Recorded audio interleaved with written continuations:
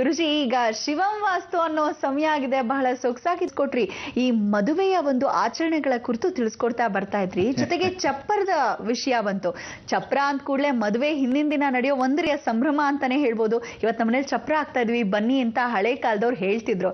ಆದ್ರೆ ಈಗ ಒಂಥರ ಬಹಳ ಅಡ್ವಾನ್ಸ್ಡ್ ಜೀವನ ಅಂತ ಏನ್ ಹೇಳ್ತಾರೆ, ಮನೆ ಮುಂದೆ ಜಾಗನೇ ಇರಲ್ಲ ಚಪ್ರ ಹಾಕಕ್ಕೆ. ನೀವು ತಿಳಿಸ್ಕೊಡ್ತೀನಿ ಅಂತಿದ್ರಿ. ವಿಧಿ ವಿಧಾನಗಳು ಏನು, ಯಾವ ದಿಕ್ಕಿಗೆ ಮೊದಲ ಕಂಬವನ್ನ ನೆಡಬೇಕು ಅಂತೆಲ್ಲ ಏನ್ ಹೇಳ ನೋಡಿ. ಎಷ್ಟೋ ಜನ ದುಡ್ಡಿರ್ಲಿ ಬಿಡ್ಲಿ ಮದುವೆ ಹೀಗೆ ಮಾಡಬೇಕು, ಮದುವೆ ಮಗಳು ಹೀಗೇ ಇರಬೇಕು, ಮದುಮಗ ಹೀಗೇ ಇರಬೇಕು, ಶಾಸ್ತ್ರ ಸಂಪ್ರದಾಯ ಯಾವುದು ಬಿಡಬಾರ್ದು, ಎಷ್ಟು ಮಟ್ಟಿಗಾದ್ರೂ ಪ್ರಯತ್ನ ಪಡೋಣ ಅಂತ ಒಂದಷ್ಟು ಜನ. ಇನ್ನೊಂದಷ್ಟು ಜನ ಹಾಳಾಗೋಗ್ಲಿ ಸದ್ಯ ತಾಳಿ ಕಟ್ಟಿ ಬಿಸಾಕ್ಬಿಟ್ರೆ ಸಾಕು ಅಂತ ಒಂದಷ್ಟು ಜನ ಫಾಸ್ಟ್ ಲೈಫು. ಇನ್ನಷ್ಟು ಜನ ಇರ್ತಾರೆ ಇದೆಲ್ಲ ಏನೂ ಬೇಡ ಸುಮ್ಮನೆ ಕೈ ಹಿಡ್ಕೊಂಡು ಓಡೋಗೋಣ ಅಂತಾರೆ. ಹೀಗಿರೋ ಜನ ಕಾಲದಲ್ಲಿ ಫಾಸ್ಟ್ ಫುಡ್ ಅಂದರೆ ಫಾಸ್ಟ್ ಮದುವೆ ಎಲ್ಲಿಂದ ಮಾಡೋಣ? ಇದೆಲ್ಲ ಕರ್ಮ ಅಲ್ವೇ? ಬನ್ನಿ, ಶಿವಂ ವಾಸ್ತುವಿಂದ ಮದುವೆ ಮನೆಯಿಂದ ಹೋಗಕ್ಕೆ ಏನೇನು ಮಾಡಬೇಕು ತಯಾರಿಗಳು ನೋಡ್ಕೊಂಬರಕ್ಕೆ ಶಿವಂ ವಾಸ್ತು ಪುಸ್ತಕ.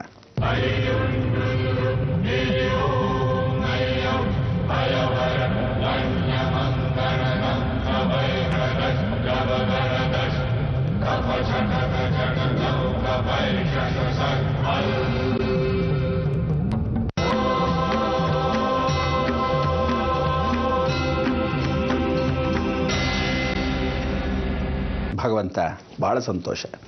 ಏನಪ್ಪ ಶಿವಂ ವಾಸ್ತುಲಿ ಮದುವೆ ಮನೆಗೂ ಕರ್ಕೊಂಡು ಹೋಗ್ತಾ ಇದ್ದಾರೆ ಅಂದ್ಕೊಂಡ್ರೆ, ಜೀವನ ಅನ್ನೋದು ಮನೆಯಿಂದನೇ ಪ್ರತಿಯೊಂದು ಸಾಗೋದು. ಹೆಣ್ಣು ಕಳಿಸ್ಬೇಕಾದ್ರೆ ತಾಯಿಗೆ ಗೊತ್ತು, ತಂದೆಗೆ ಗೊತ್ತು ನೋವು. ಜೀವನದಲ್ಲಿ ಒಂದ್ಸಲಿ ಕಳಿಸೋದಷ್ಟೇ ಅಂದ್ಕೊಂಡಿದ್ದೀರಾ.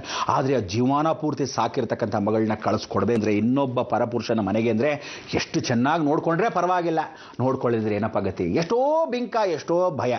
ಇಷ್ಟೆಲ್ಲ ಇರೋ ಜೀವನದಲ್ಲಿ ಇವತ್ತಿನ ದಿವಸ ಶಿವಂ ವಾಸ್ತುಲಿ ಮನೆಯಲ್ಲಿ ಮದುವೆ ಮಾಡಿ ಕಳಿಸ್ಬೇಕು. ಅದಕ್ಕೆ ಹೇಳ್ತಾರಲ್ಲ, ಮದುವೆ ಮಾಡಿ ನೋಡು, ಮನೆ ಕಟ್ಟಿ ನೋಡು ಅಂತ. ಮನೆ ಅಂತೂ ಕಟ್ಟಿಸ್ಬಿಟ್ಟೆ ಭಾಳ ಜನಕ್ಕೆ. ಇನ್ಮೇಲೆ ವಿಚಾರ ಆದರೂ ಮಾತಾಡೋಣ. ಆ ಮದುವೆ ಮಾಡಬೇಕಾದ್ರೆ ಗಂಡು ಹೆಣ್ಣು, ಗಂಡು ಮನೆಯಲ್ಲಾಗಲಿ ಹೆಣ್ಣು ಮನೆಯಲ್ಲಾಗಲಿ ಪ್ರತಿಯೊಬ್ಬರಿಗೂ ಮದುವೆ ಮನೆ ಎಂದಾಗ ತೀರ್ಮಾನ ಮಾಡಬೇಕಾದ್ರೆ ಪ್ರತಿಯೊಬ್ಬರಿಗೂ ಹೇಳ್ತಾ ಇದ್ದೀನಿ, ಜಾತಕಗಳನ್ನು ನೋಡದೆ ಮದುವೆ ಮಾಡಬೇಡಿ.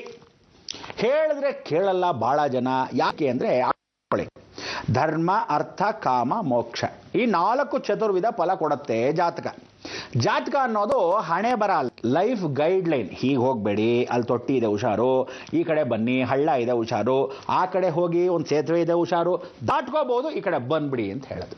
ಅಂದರೆ ಒಂದಲ್ಲ ಒಂದು ವಿಶೇಷವಾಗಿರ್ತಕ್ಕಂಥ ಆಪ್ಷನ್ಸು ಕೊಡೋ ಅಂಥದ್ದೇ ಲೈಫ್ ಗೈಡ್ ಲೈನ್. ಆ ಲೈಫ್ ಗೈಡ್ ಲೈನು ಜಾತಕ. ಅದು ಎಲ್ಲರೂ ಚೆನ್ನಾಗಿ ಹೇಳೋಂಥವ್ರಾದರೆ, ಇಲ್ದರೆ ಸುಮ್ಮನೆ ಬಾಯಿ ಬಡ್ಕೊಂಡು ನನಗೂ ಗೊತ್ತು ಜಾತಕ ಹೇಳಕ್ಕೆ ಅಂತ ಕೂರಿಸ್ಕೊಂಡಿರ್ತಾರೆ ಭಾಳ ಜನ. ನಿಮಗೆ ನಾನು ಹೇಳ್ತಾ ಇರೋದೇನು ಅಂದರೆ, ಫ್ರೆಂಡ್ಲಿ ವಿಚಾರ, ಎಲ್ರಿಗೂ ವಿಶೇಷವಾಗಿ ಒಳ್ಳೇದಾಗಲಿ ಅಂತ.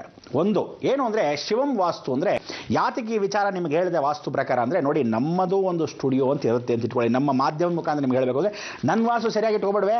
ಅದಕ್ಕೆ ನಾನು ನಿಮ್ಗೆ ಹೇಳೋದು, ನಾನು ವಾಸ್ತು ಗಂಭೀರವಾಗಿ ಭಾಳ ಚೆನ್ನಾಗಿರೋದ್ರಿಂದ ವಿಚಾರವಾಗಿ ನಡೆಯೋದು. ಬಿಳಿ ಆನೆಯನ್ನು ಯಾರು ಅಲ್ಲಾಡಿಸೋಕ್ಕಾಗಲ್ಲ, ಏನಂತೀರಾ? ಹಾಗೆ ಇವತ್ತಿನ ಶಿವಂ ವಾಸ್ತುಲಿ ಗಂಡು ಹೆಣ್ಣು ಹೋಗ್ತಾರೆ, ಮದುವೆ ಮಾಡ್ಕೊತಾರೆ, ಭಾಳ ಸಂತೋಷ. ಮದುವೆ ಮಾಡ್ಕೊಳ್ಳೋಕ್ಕೆ ಮೊದಲು ಜಾತಕವನ್ನು ನೋಡ್ತೀರಾ, ಭಾಳ ಸಂತೋಷ. ಕೆಲವರು ಡೂಪ್ಲಿಕೇಟ್ ಜಾತಕಗಳನ್ನ ಹೆಣ್ಣು ಮಕ್ಕಳಿಗೆ ಕೊಡ್ತೀರಾ. ಹುಡುಗರು ಡೂಪ್ಲಿಕೇಟ್ ಬರ್ಸ್ಕೊಂಬಿಡ, ದುಡ್ಡು ಕೊಟ್ಬಿಡ್ತೀನಿ, ಏನು ಅಡ್ಜಸ್ಟ್ ಮಾಡೋದು ನಿನ್ನ ಪಿಂಡ.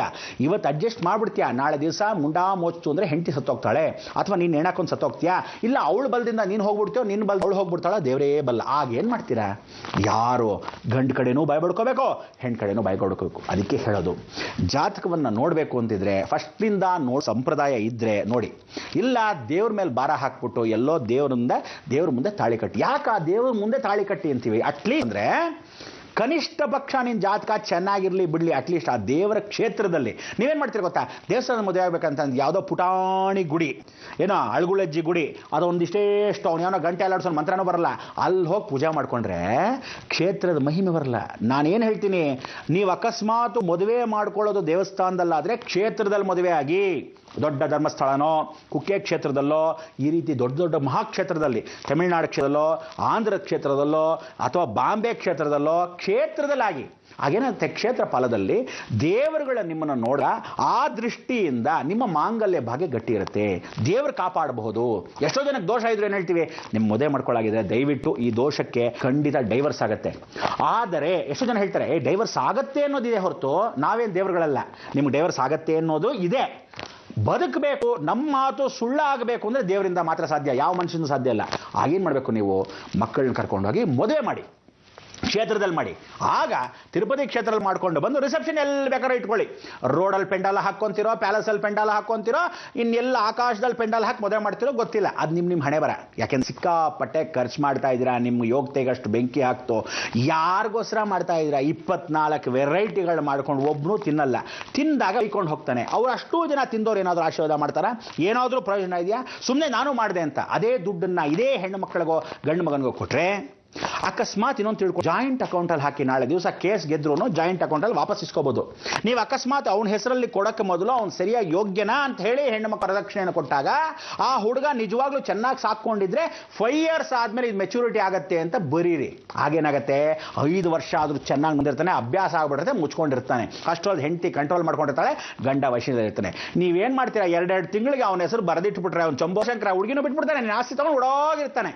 ಆ ಒಡವೆಗೆ ನೀವು ಮಪ್ಪ ಕೇಸ್ ಹಾಕೊಂಡು ಕೂತ್ಕೊಂಡಿರ್ಬೇಕು. ಎಷ್ಟು ಜನ ಒದ್ದಾಡ್ತಿದ್ರೆ. ಯಾತಕ್ಕಿದೆಲ್ಲ ಅಂದ್ರೆ ಸಂಪ್ರದಾಯ ಇಲ್ಲದೆ ಮದುವೆ ಮಾಡಿದ್ರೆ ನಿಮ್ಮ ಹಾರಗಳು ಹೀಗೆ. ಆ ಸಂಪ್ರದಾಯ ಸಂಸ್ಕಾರ ಅನ್ನೋದು ಆ ಕಾಲದಿಂದ ಬಂದಿರೋ ಭಾರತ ದೇಶದಲ್ಲಿ ಮಾತ್ರ.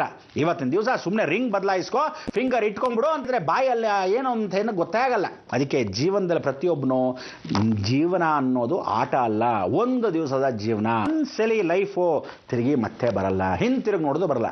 ಇವತ್ತಿನ ದಿವಸ ಎಂತ ಗೊತ್ತಾ ಪರಿಸ್ಥಿತಿ? ಮಕ್ಕಳಾದ್ಮೇಲೆ ಆ ಗಂಡ ಇಷ್ಟನೇ ಇಲ್ಲ ಅಂತಾನೆ ಬಿಟ್ಟು ಹೊಟ್ಟೋಗ್ತಾನೆ. ಇವಳು ಪಾಪ ಹೆರ್ಕೊಂಡ್ಬಿಡ್ತಾಳೆ. 1, 2, 3 ಅದಾದ್ಮೇಲೆ ಕುಡ್ಕ ಆಗ್ಬಿಟ್ಟಿರ್ತಾನೆ. ಅವ್ನು ಟೈಮ್ ಚೆನ್ನಾಗಿಲ್ವ ಅಂದ್ರೆ ಮದುವೆ ಮಾಡ್ಕೊಂಡಿಲ್ಲ. ಇಷ್ಟು ಚೆನ್ನಾಗಿದ್ರು ಮದುವೆ ಮಾಡ್ಕೊಂಡು ಅದೇನೋ ಮಧ್ಯದಲ್ಲಿ ಜೀವನ ಹಿಂಗೆ ಕೆಟ್ಟೋಯ್ತು. ಯಾಕೆ ಕೆಟ್ಟೋಗುತ್ತೆ? ನಿನ್ನ ಜಾತಕ ನೋಡದೆ ಮದುವೆ ಮಾಡ್ಕೊಳ್ಳದೆ ಇರತಕ್ಕಂಥ ಅವಕಾಶ. ಅದಕ್ಕೆ ಹೇಳ್ತೀನಿ, ಹುಡುಗಂದಾಗಲಿ ಹುಡುಗಿದಾಗಲಿ place birth, date of birth, time of birth ಭಾಳ ಚೆನ್ನಾಗಿ ತಿಳ್ಕೋಬೇಕು. ಹುಡುಗನ ಬಗ್ಗೆ ಹುಡುಗಿ ಲವ್ ಮಾಡಿದ್ರು ಅಷ್ಟೇ, ಹುಡುಗ ಲವ್ ಮಾಡಿದ್ರು ಅಷ್ಟೇ. ನೀವು ಅಕಸ್ಮಾತ್ ಪ್ರೀತಿಸಿದ್ರೆ ನಿಮ್ಮ ಜಾತಿಯವ್ರನ್ನೇ ಪ್ರೀತಿಸಿ. ಸುಮ್ಮನೆ ಆ ಕಡೆ ಈ ಕಡೆ ಪ್ರೀತಿಸ್ಕೊಂಡು ಕೂತ್ಕೊಂಡು ಏನು ಪ್ರಯೋಜನ ಅಲ್ವಾ?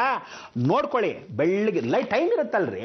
ಸುಮ್ಮನೆ ಯಾವನೋ ನಿಂತಿದ್ದ ಹಲ್ ಬಿಟ್ಟ ಅಂದ ತಕ್ಷಣಕ್ಕೆ ಈ ಕಡೆಯಿಂದ ನೀನು ಹಲ್ ಬಿಟ್ಬಿಡೋದು, ಅವ್ನು ಹೊತ್ಕೊಂಡು ಹೋಗ್ಬಿಡೋದು. ಇಲ್ಲ ಅವಳು ಹಲ್ ಬಿಟ್ಲು ಅಂತ ಎತ್ಕೊಂಡು ಹೋಗೋದು, ಮೋಟರ್ ಬೈಲ್ ಕುಡ್ಸ್ಕೊಂಡು ಹೊಟ್ಟೋಗೋದು. ಹೀಗೆ ಮಾಡೋದಲ್ಲ ಲವ್.